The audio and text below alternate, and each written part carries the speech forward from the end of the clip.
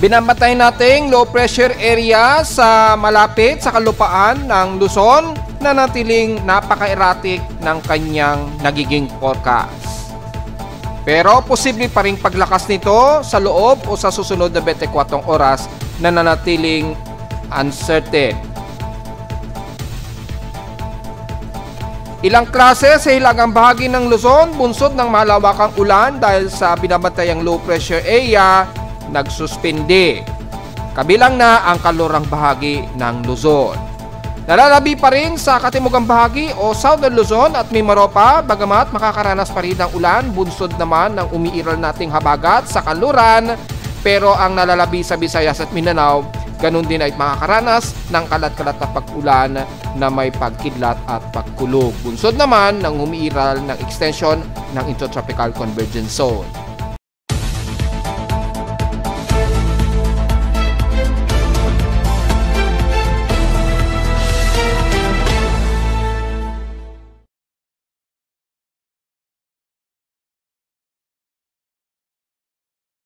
Hello, good morning mga folks. Welcome po muli sa ating Daily Weather Bulletin at Analysis para sa araw ng Huwebes, July 3, 2025. Ang oras sa ating Boss Mike may maga, alas 10:19 na ng umaga. Well, mula pa kagabi at kanina madaling araw, gaya ng ating sinasabi na forecast, maging sa madaling araw ay aasahan natin ang mga pag-ulan. Bunsod nga po ng pag-iral ng ating habagat, kasabay ng ating binabantayan na low pressure area na nandito na ngayon sa bandang Iksim, Northern Luzon, na kung saan may malawakang pagkulog at pagkidlat, at kagabi umabot pa ng halos 2,000 ang total lightning strikes natin. So far as of 10:15 AM, nasa 443 lightning strikes ang pinapakita sa dashboard, pero sa ating real time, yan, nasa total exact 500, pero intay natin mag-load yung iba pa. May 10 seconds delay para ma-reload ang lahat ng lightning strikes in real time. Ayan, so total of 633 lightning strikes na po yung outer lightning strikes natin. Pero yung inner, yung mas malapit sa kalupaan ng bansa, ay nasa 403 total lightning strikes po. At ang concentration nito, dito pa rin sa Iksim, Northern Luzon at sa ilang bahagi ng silangan, baybay ng Luzon at Southern Luzon. At kung saan nandyan ang sentro niya, inaasahan ang mga malawakang pagkulog at pagkilat na maapektuhan, lalo na sa buong Extreme Northern Luzon, kaya pinag-iingat po ang lahat. At napabalita na nga po natin ang ilan sa bahagi ng Northern Luzon o Extreme Northern Luzon ay nagsuspende na po ng klase para na rin sa kaligtasan ng mga estudyante at sa iba nating kababayan dyan. Dahil nga po sa may kasama na rin mga pagbugso ng hangin dyan, kasabay nga po ng ating umiiral na habagat na sumasabay ngayon sa flow ng inflow ng monsoon trough nitong si 98W. At makikita natin sa lightning strike with satellite imagery ang combination, makikita po yung pag-enhance ng ating habagat. Kaya dito sa atin sa Metro Manila, gaya na ating sinasabi nga po, mas concentrated ang magiging pag-ulan sa Luzon kasama ang Metro Manila. Pasok yan sa ating tropical cyclone strike probability. At nangyari na nga po mula pa kanina o kagabing at madaling araw, at grabe ang naging buhos ng ulan simula pa kagabi dito sa Metro Manila, lalo na dito sa amin sa Caloocan, na umabot na nga po ng more than 38 millimeters na total rainfall.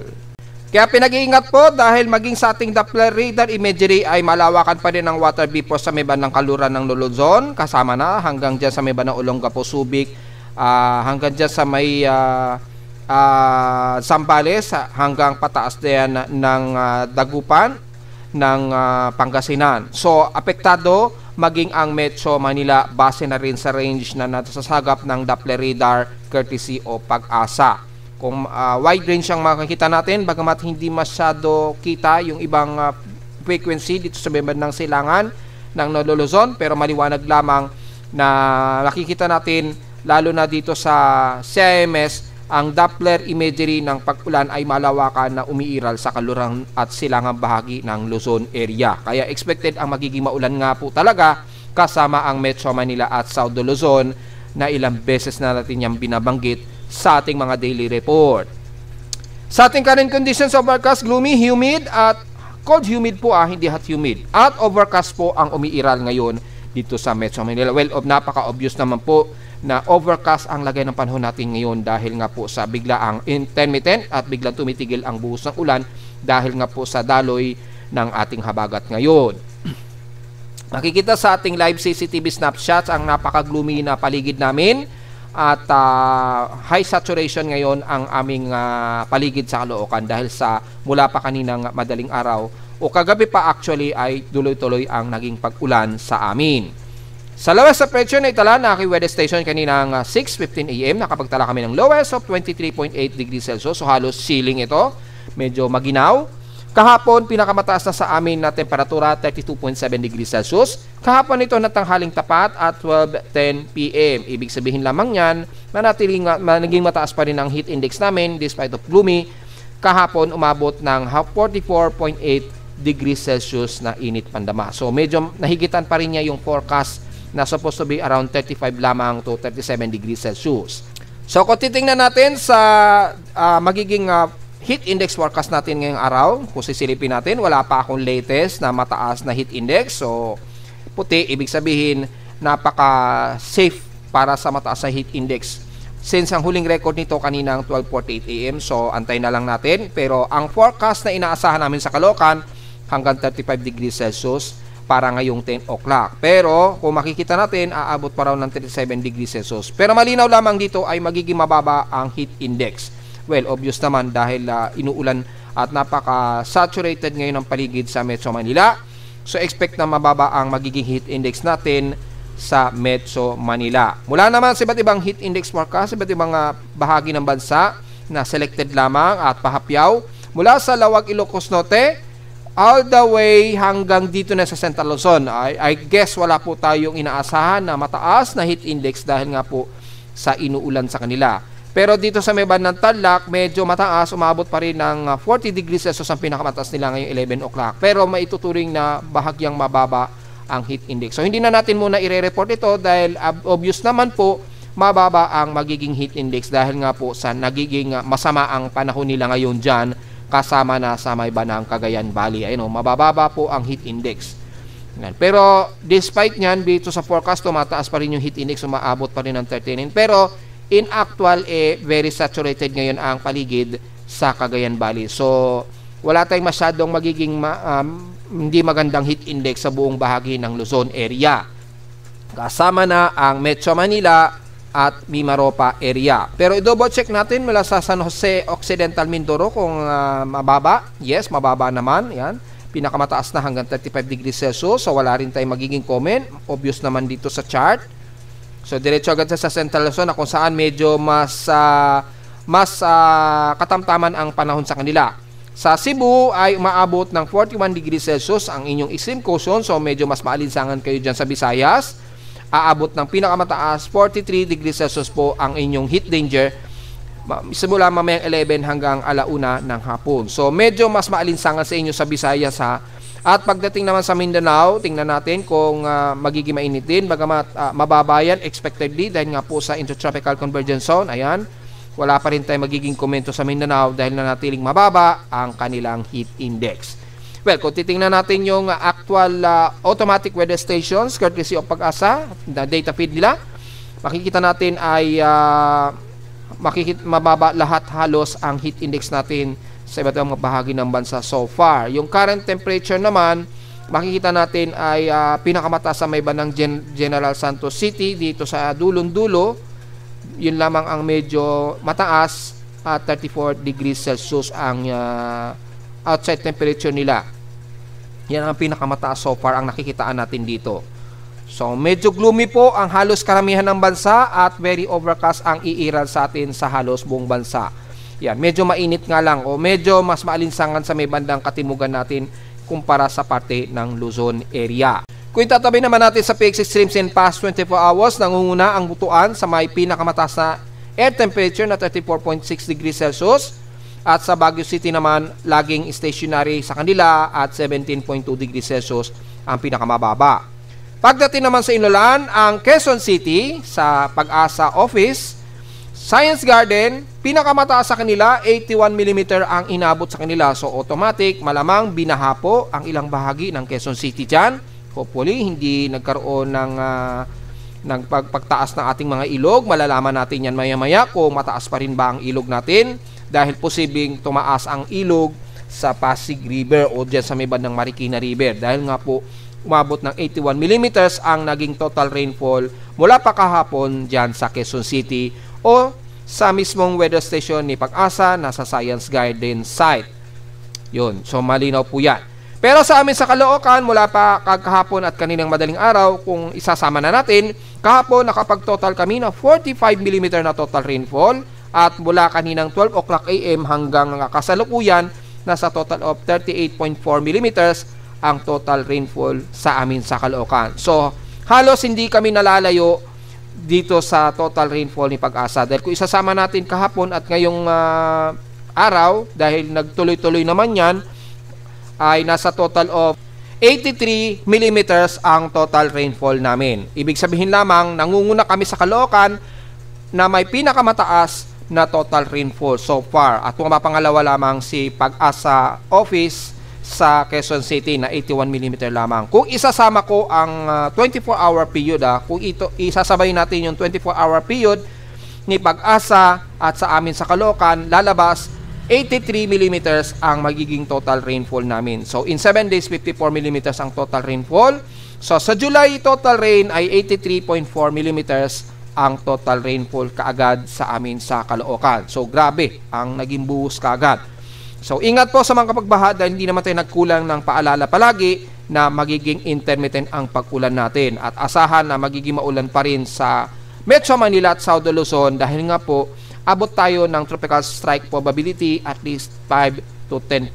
At habang lumalapit o habang lumalayo naman yung bagyo at yung hatak sa ating habaga, tumataas naman yung staff ng strike probability of rainfall kasama ang buong Southern Luzon area.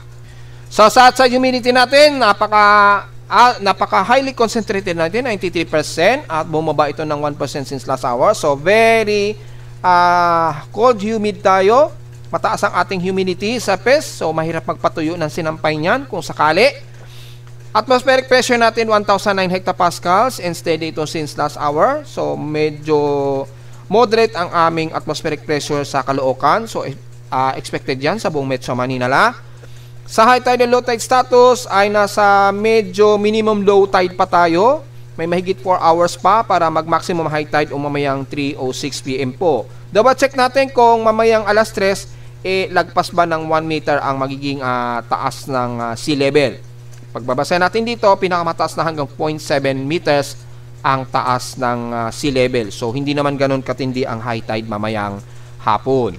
So, malinaw lamang na hindi masyado delikado ang magiging taas ng ilog. Pero, wag natin i-underestimate yung 0.7 meters na yan.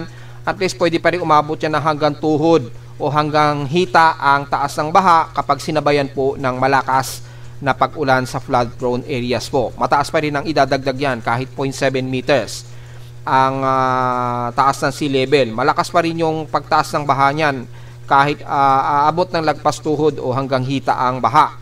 Yung approximate na level niyan kapag kaganyan po kataas.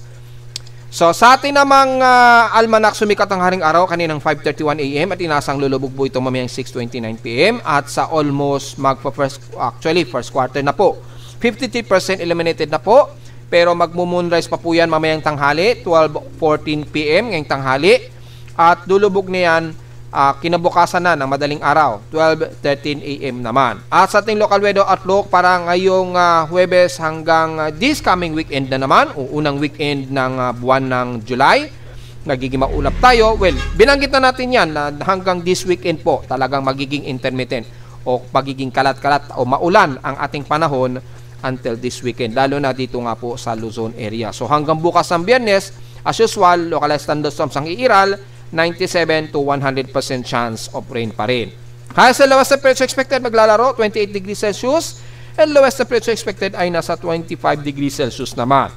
Ay naman sa ating local weather advisory, bagamat sobrang late na ito mula sa huling report sa data pwede Pag-asa, namata ng sentro ni 98W o prebising pa rin kung sakaling lumakas, 125 km east-northeast na ng Apari, Cagayan na. So, nasa extreme northern Luzon na po yung location o central location ni 98W. gaya ng ating mga forecast ng mga nakaraan. So, yun lamang po ang so far. At i-report pa natin yung further report niyan gamit ang ating tropical cyclone sector maya-mayang konti.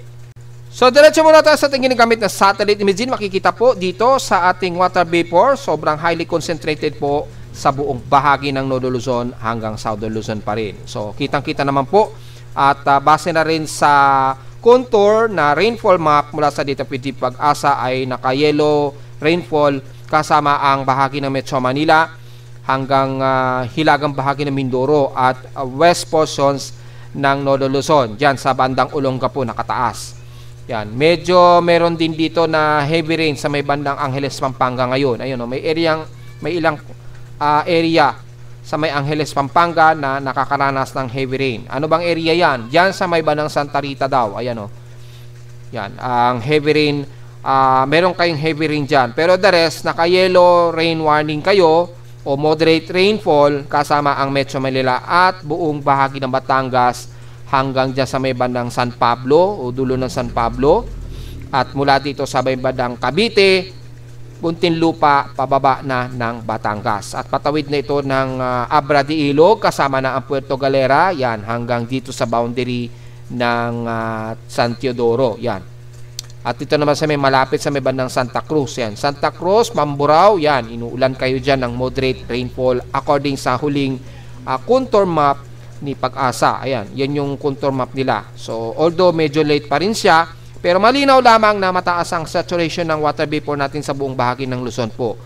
Ganon din sa pinapakita ng CIMS, maulan po ang bahagi ng Northern Luzon hanggang Southern Luzon. So, kasama ang Bicol region po niyan ha, sa makakaranas ng mga kalat-kalat pa rin na pag-ulan. Mula naman sa ating Himawari satellite imagery, makikita ang bahagi ng Northern Luzon. Well, nagsuspend na po ng ilang klase daw sa extreme Northern Luzon na yan. So, expected natin ang buong Batanes Group of Islands nakakaranas ng malawakang moderate to heavy rain showers na may gale o gale force winds na may gusty winds na malalakas at least 60 to 70 km per hour.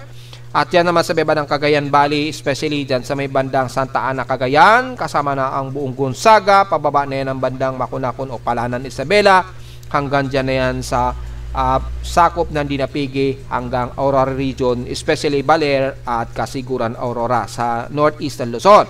Sa kanluran naman ng Lolo Luzon, kasama ng Ilocos region, asahan natin ang malawakang pag-ulan dyan. Mas makakapal ngayon ang kaulapan dyan at asahan din ang kalat-kalat na pag-ulan. May pagkidat at pagkulog din. Kabilang na ang buong La Union, Benguet, syempre damay na ang ilang bahagi sa Mountain Province, Kalinga, Apayao, pababa na yan ng Ifugao all the way hanggang Nueva Vizcaya at dyan na yan sa pababa ng Central Luzon sa Nueva Ecija. Asahan din ang maulan sa Benguet, Baguio, expected na po yan, kasama na ang buong Pangasinan. Mula Alaminos pababa ng Infanta at dito sa may bandang Zambales naman mula Santa Cruz hanggang Subic na yan o sakop ng Olongapo. Magiging maulan din ang bahagi ng Bataan, so ang Maribeles hindi kayo ligtas dyan dahil kasama ang Metro Manila sa makakaranas ng mga monsoon rainfall ngayon na umiiral dyan sa kanluran bahagi ng Luzon. Ayan o, yung southwest monsoon natin o yung habagat. Kaya kung titingnan natin yung heavy rain potential niyan ay expected, napakalawak ng heavy rain potential natin kasama ang Metro Manila na aabutin. Ayan o, kitang-kita po. Expected ang buong Mimaropa, makakaranas din kayo ng mga ilang moderate heavy rain showers lalo na sa Occidental Mindoro, lalo na dyan sa may bandang dulo ng Lubang hanggang Abra de Ilog. Mga heavy rain showers ngayon ang nararanasan ninyo dyan. At mula naman sa may bandang Palawan, sa Coron, Palawan, pababa ng El Nido and the rest ay makakaranas ng ilang moderate and some heavy rain showers po dahil pa rin sa umiiral natin na habagat. Kasama naman ang Southern Luzon, syempre damay na ang halos buong Calabarzon at Bicol region sa magiging mas maulap na himpapurin. Kalat-kalat din ang pag-ulan ang iiral sa buong bahagi ng Quezon Province hanggang Camarines Norte, Camarines Sur na yan, and the rest ng Bicol area mula Iriga, Legazpi hanggang Sorsogon. Very gloomy rin ang umira sa Catanduanes, so expected din ang mga kalat-kalat ng mga pag-ulan bunsod ng outer ng monsoon trough na ito na nanggagaling kay 98W. Yung monsoon trough dyan ay magbubunsod pa rin ng malawakang maulap na himpapuwirin at expected ang mga kalat-kalat na pag-ulan. Gloomy rin ang paligid at overcast ang iiral sa buong bahagi ng Marinduque, Romblon hanggang Masbate na yan. Kasama na ang buong Visayas. Bagamat medyo mas katamtaman kayo dyan, medyo mas umaaraw sa inyo, expected pa rin ang mga ilang moderate to heavy rain showers lalo na sa Eastern Samar Region. Yan, mula Borongan hanggang Gian. At tumatawid po yung malawakang ulap na may dalang ulan na yan dyan sa may bandang Northern Leyte at Southern Leyte. Especially dyan sa may bandang MacArthur, sa Ligaw, pababa na yan ng San Francisco sa Southern Leyte. Uulan din ang bahagi ng Bohol, so kasama na ang City of Cebu and the rest ng Northern Cebu sa may bandang Bogo hanggang Daan Bantayan. Magiging gloomy rin ang Negros Region, so expected din ng mga kalat-kalat na pag-ulan na may pagkilat at pagkulog despite na medyo nagbo-moderate ang inyong paligid. Medyo nagiging kulimlim lamang maya-maya dahil sa malawakan at makakapal na ulap na tumatawid dyan. So, hanggang Dumaguete na po yan, magiging maulap po at very overcast din ang iiral sa inyo. Ganon din sa Panay Island, nakakaranas ng ilang moderate and heavy showers, lalo na dito sa bahagi nga po ng Aklan, mula sa dulo ng Malay, pababa na yan ng bandang Kulasi. And the rest ng kasama na ang buong Madalag. Ayan, Madalag, pababa na yan, dito sa bahagi nga po ng San Remigio, yan, hanggang dito na yan sa may bandang kaluran ng San Jose de Buenavista hanggang Anii. So, medyo maulap din kayo dyan, asahan ng kalat-kalat na pag-ulan. And the rest na Aklan, kasama na ang Capiz at Iloilo ay expected din magkakaroon kayo ng mga kalat-kalat na pag-ulan na may pagkilat at pagkulog. Despite na medyo nagiging maaraw ng bahagya dyan sa inyo, pero magiging madalas ang magiging makulimlim dahil nga po sa tumatawid na kaulapan na to, dahil pa rin sa patuloy na monsoon track dyan na tumatawid. Kaya nagpapang-abot pa rin hanggang dyan sa may bandang Iloilo at Guimaras area. So, very overcast and very gloomy rin ang iiral sa inyo sa Visayas area. Bagamat medyo nakakaranas kayo ng konting mga ilang moderate na panahon. Mula naman sa may Mindanao, bagamat medyo katamtaman ang lagay ng panahon sa ilang bahagi ng Northern Mindanao, pero overcast and gloomy rin ang iiral, lalo na sa bahagi nga po ng Davao Region.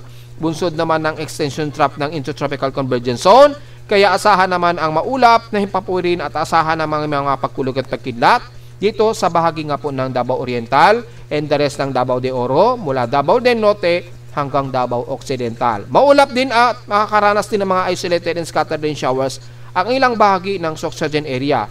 Magsisimula dyan sa bahagi ng Sarangani, General Santos, hanggang dyan na yan sa may ng Sultan Kudarat, kasama na ang ilang bahagi ng South Cotabato at North Cotabato.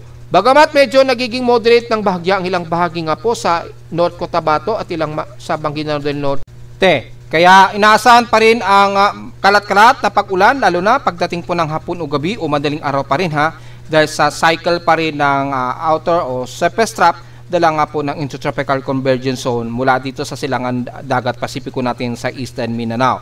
Ganon din ang inaasahan sa may bahagi nga po ng Zamboanga Peninsula, bagamat medyo nagiging katamtaman ng bahagya, magiging partly cloudy dito sa mostly cloudy iral, kaya hindi mawawala mga isolated rain showers and localized thunderstorms maging sa bahagi ng Zamboanga City, Basilan at Hulusulu na po yan. So magkakaroon ng mga ilang kalat-kalat pag-ulan ang iiral. So generally, ang bahagi ng Davao Region ang mas makakaranas ng mga kalat-kalat pag-ulan at ilang bahagi ng Eastern Mindanao area. And the rest ng buong Lolo Luzon hanggang South Luzon, makakaranas po tayo ng mas malawakan ng mga kalat-kalat pag-ulan.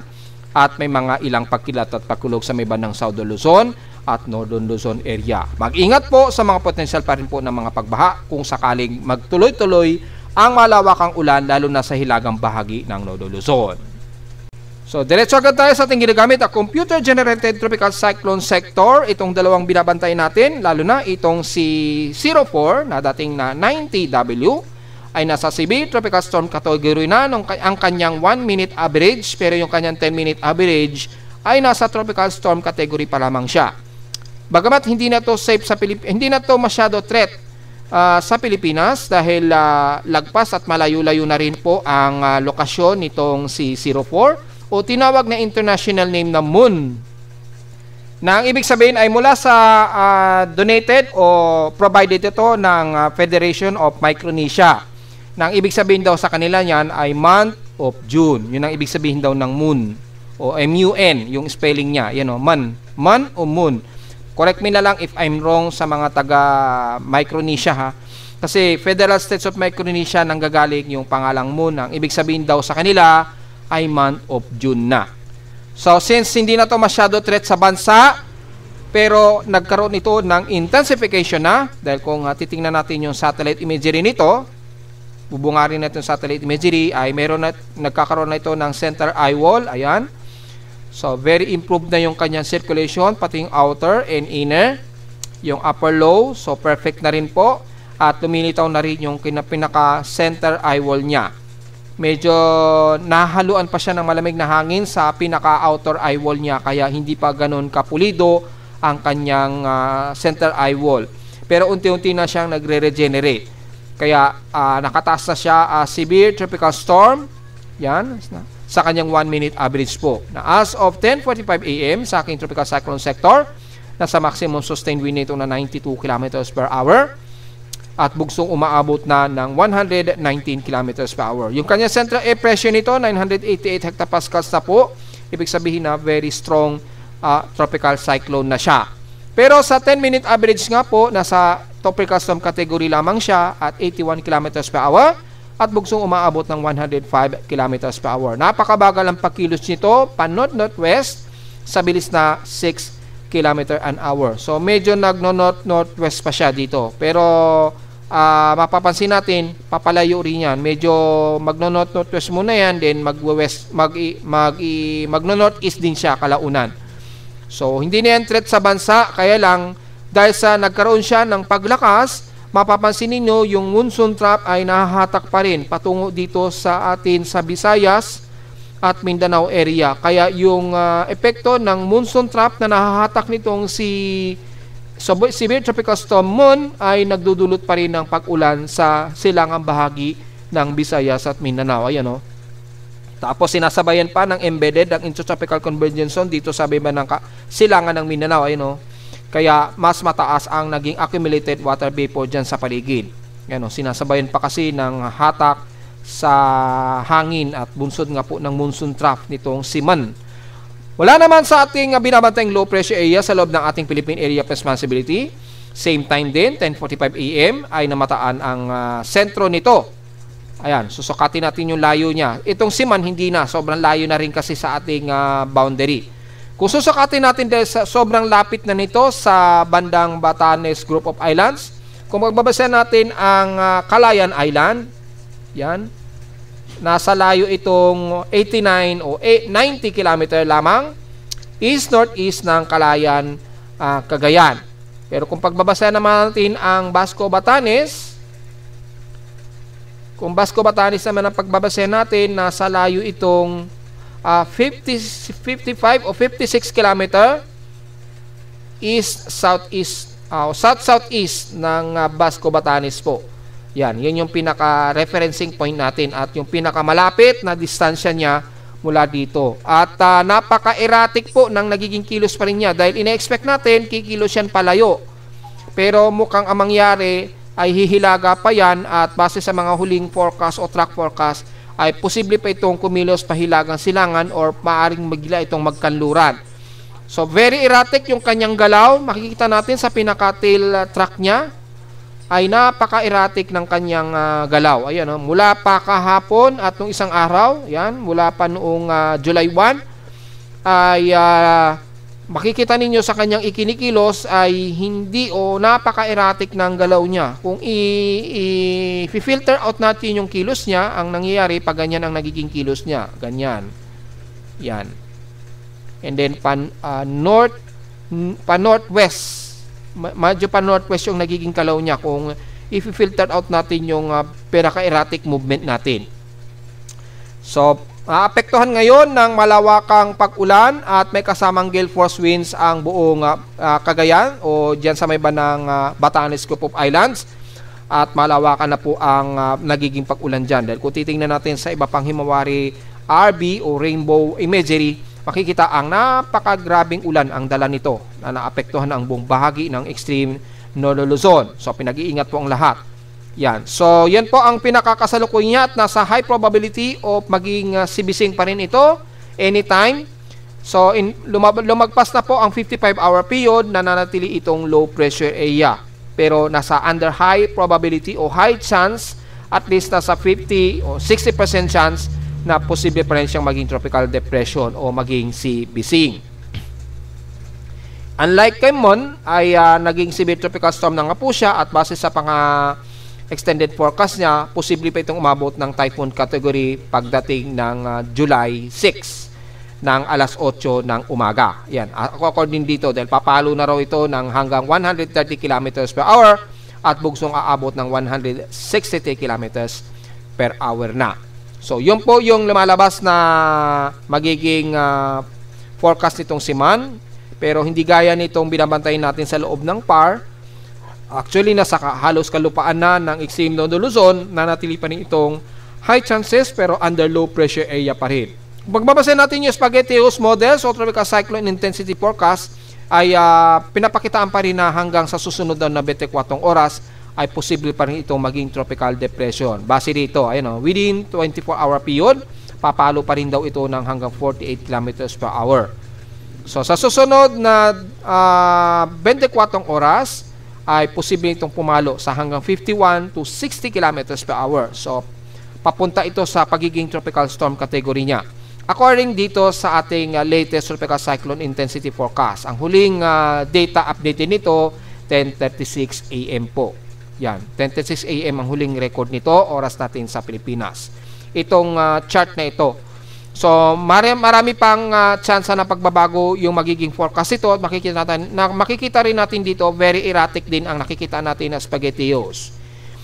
Hindi gaya kay 04W, although dito, hanggang tropical storm pa lamang ang pinapakita na magiging forecast daw nito. Yan. Iba naman sa lumalabas na ibang forecast, gaya naman ng Joint Typhoon Weather Center na maaabot daw ito sa typhoon category in the next 48-hour period. Or siguro sabihin na natin by July 6 na ang kinabukasan ng umaga ay posible pa itong umabot sa typhoon category pa.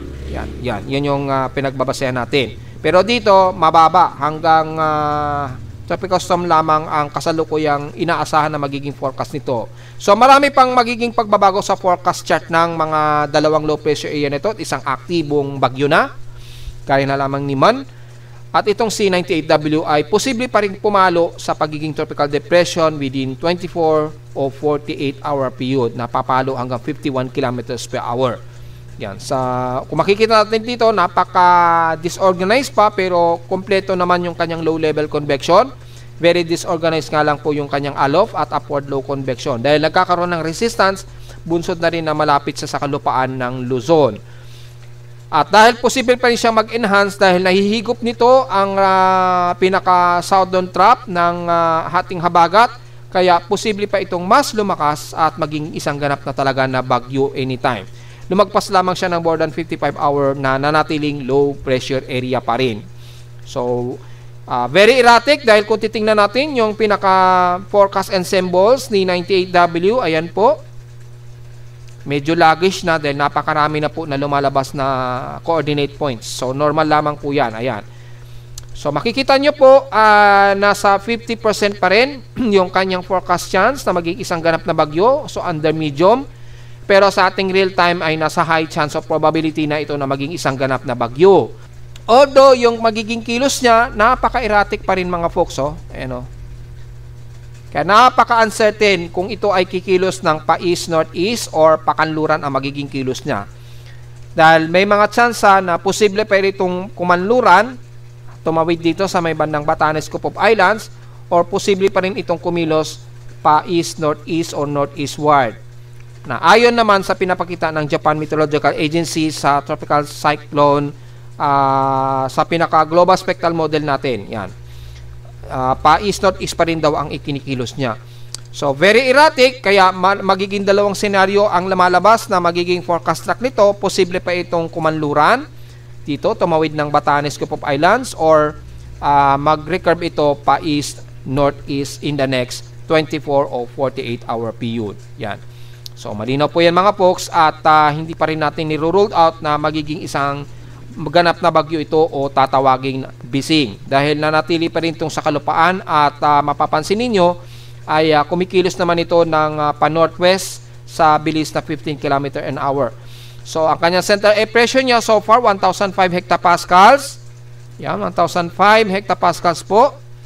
Under low pressure category pa rin, yung kanyang 1 minute average na natiling 37 km per hour at 48 km per hour naman ang kanyang pagbugso. Sa ating 10-minute average, usually 33 km per hour ito at 43 km per hour naman ang kanyang pagbugso.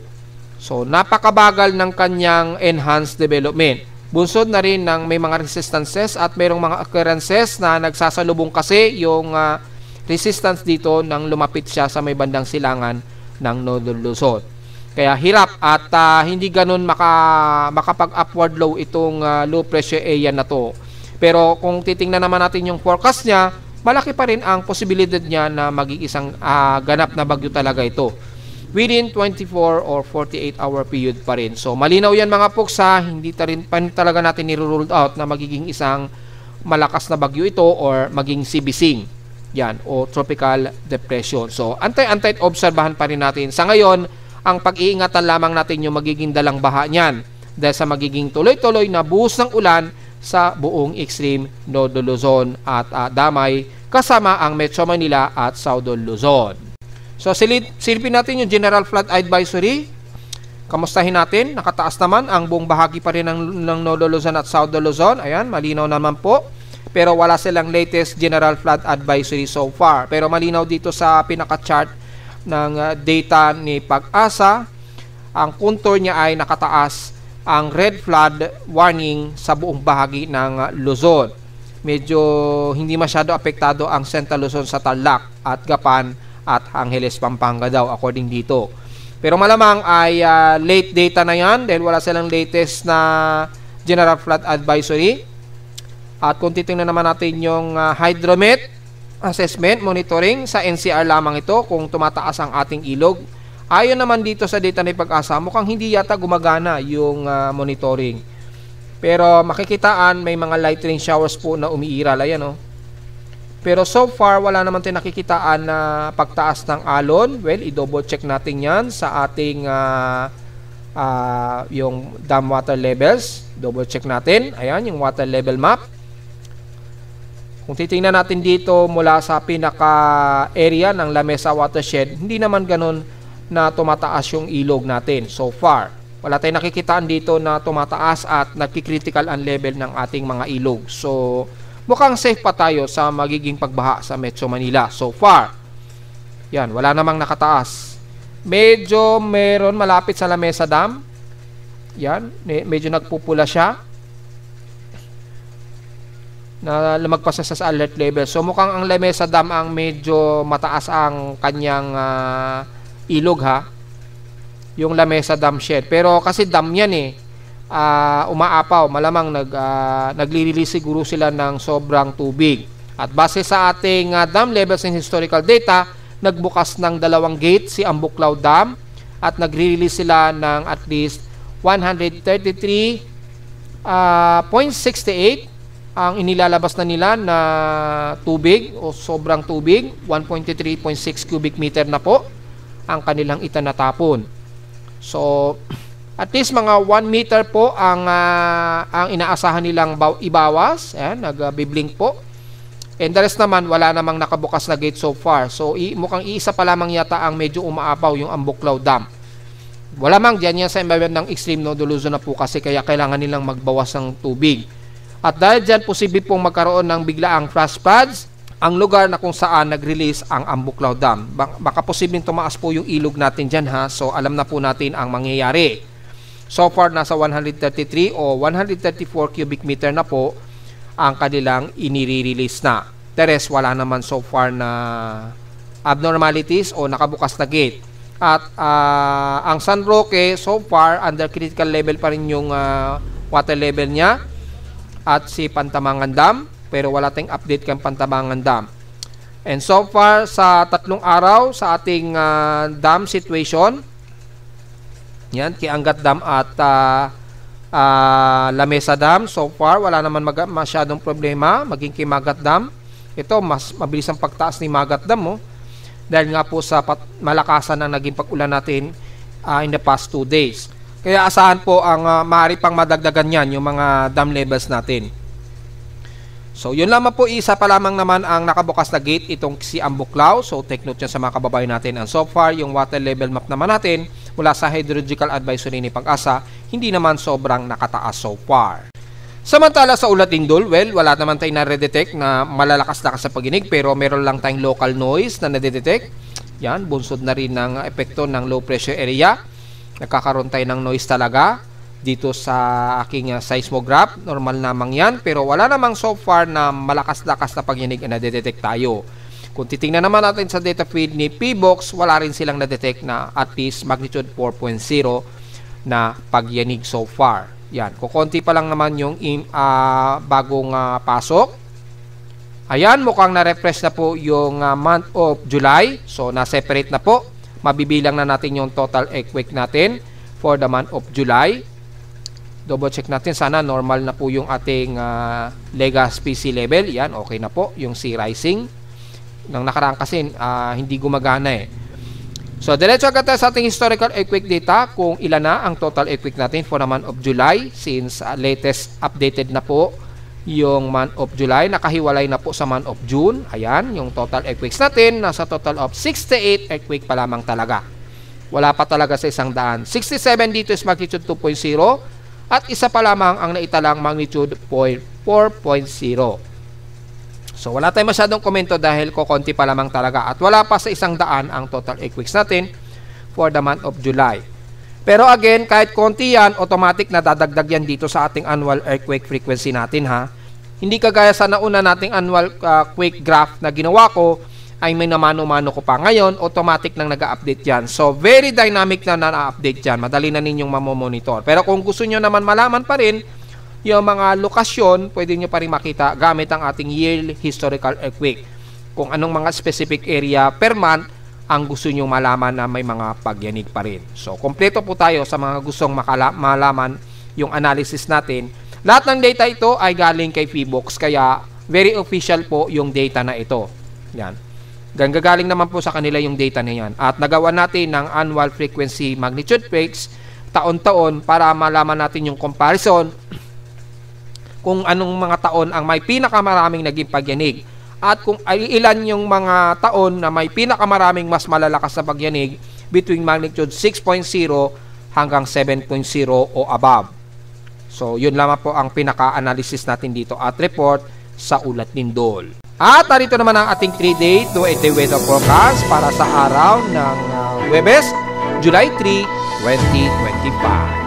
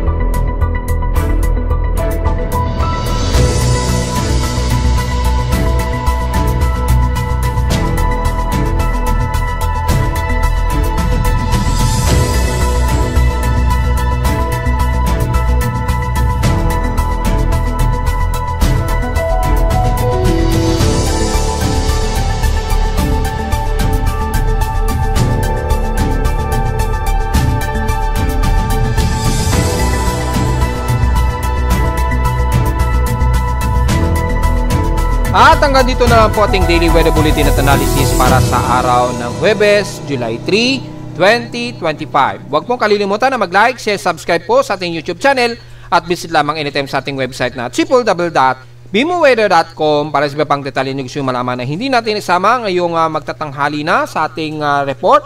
Well, asahan lamang natin ng mga kalat-katapag ulan dito sa Metro Manila dahil nga po sa umiiral natin na habagat at sabi naman tayo din natin na low pressure area sa hilagang bahagi ng Luzon. At visit naman sa ating website sa gusto malaman pa rin pinaka-dynamic events mula sa ating reading ng aking aparato sa Caloocan at sa data feeds mula sa iba't ibang weather agencies. Maraming salamat po mga folks at magandang araw po sa ating lahat.